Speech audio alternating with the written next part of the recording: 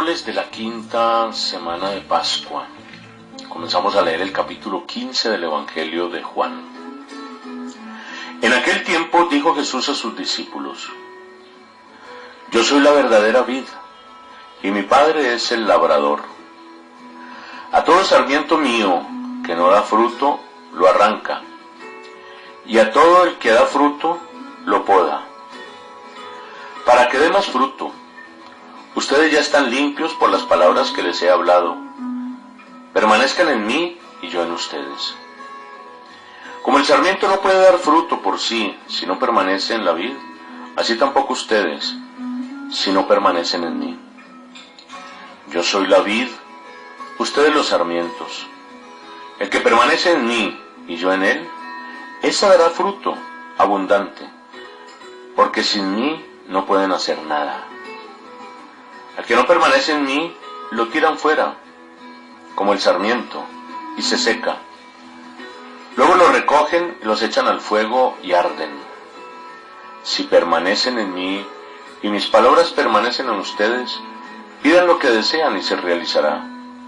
Con esto recibe gloria mi Padre, con el que den fruto abundante. Así serán discípulos míos. Una bella imagen que da Jesús, muy probablemente cuando iba ya de camino del salón de la última cena hacia el huerto de Getsemaní, porque allí en ese caminar había unos viñedos en las afueras de Jerusalén. Toma una imagen bella de la viña y el viñador y asocia directamente algunos personajes. Unas comparaciones literariamente muy bellas. En primer lugar, los sarmientos, que son las ramitas, somos nosotros los discípulos. El tronco es Jesús. Y el viñador es Dios. ¿Cuál es la función del sarmiento, del brote? Dar fruto. ¿Cuál es la función del tronco, la rama? Transmitir la savia que viene desde la tierra.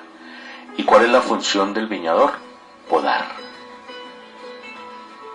Queda perfecta la enseñanza.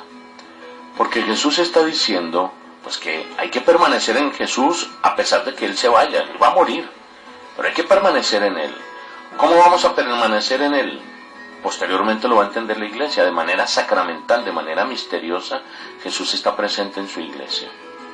Pero si nosotros nos queremos independizar del Señor, apartarnos del tronco, entonces simplemente nos vamos a secar. Si estamos con Él, daremos muchos frutos, a pesar de las dificultades que tengamos en la vida, a pesar de las podas que haga Dios. Porque el viñador lo que hace es cortar. Cuando una vid, un sarmiento está separado del tronco y lo cortan, él se seca.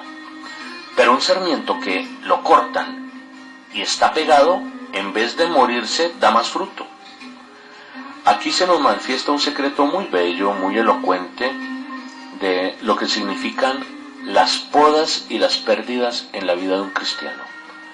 ¿Por qué Jesús está hablando de una poda? Porque la gran poda es que lo van a cortar, él va a morir. ¿Y qué va a pasar con el discípulo? Pues, si tiene la poda de la pérdida de su Señor y se mantiene unido a Él, Él dará mucho más fruto.